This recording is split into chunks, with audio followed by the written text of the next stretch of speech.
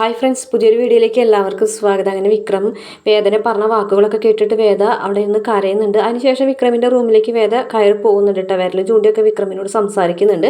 അതിനുശേഷം വീണ്ടും രണ്ടുപേരും വഴക്കൊക്കെ ആവുന്നുണ്ട്. നീ പോടീന്ന് വിക്രമും നീ പോടാന്നൊക്കെ വിക്രമിനെ വേദയും വിളിക്കുന്നുണ്ട്.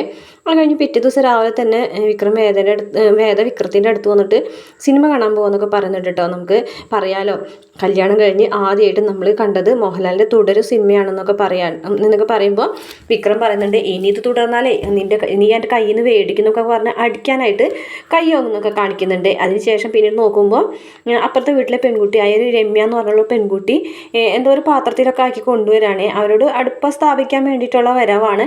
അതിൽ അവരെ ആ പെൺകുട്ടീനായിട്ട് വേദ സംസാരിക്കുന്നുണ്ട് കേട്ടോ. ഞങ്ങൾ പുതിയ യൂട്യൂബ് ചാനൽ തുടങ്ങാൻ പോവുകയാണ്, വിഷകന്യക 2.2 എന്നാണ് ചാനലിൻ്റെ പേര് എന്നൊക്കെ പറയുന്നുണ്ട്. ആദ്യത്തെ റീൽസിൻ്റെ പേര് വേറെ ഒന്നുമല്ല, ഇടി വെട്ടി കൂണ് പൊട്ടി എന്നൊക്കെ പറഞ്ഞിട്ട് വിക്രമിനെ പരിഹസിക്കും കളിയാക്കൊക്കെ ചെയ്യുന്നുണ്ട് കേട്ടോ.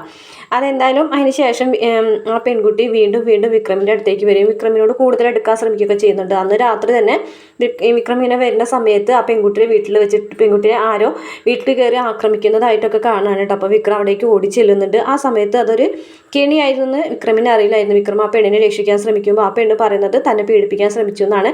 അപ്പോഴേക്കും അവിടെ പോലീസ് വരികയും വിക്രമിനെ അറസ്റ്റ് ചെയ്ത് കൊണ്ടുപോവുകയൊക്കെ ചെയ്യുന്നുണ്ട്. എന്തായാലും അത് സത്യമല്ല എന്നുള്ള കാര്യം വേദയ്ക്ക് നല്ല ഉറപ്പുണ്ട്. പക്ഷെ കമലാമ്മയാണെന്നുണ്ടെങ്കിൽ അലറി വിളിച്ച് കരയാണ്.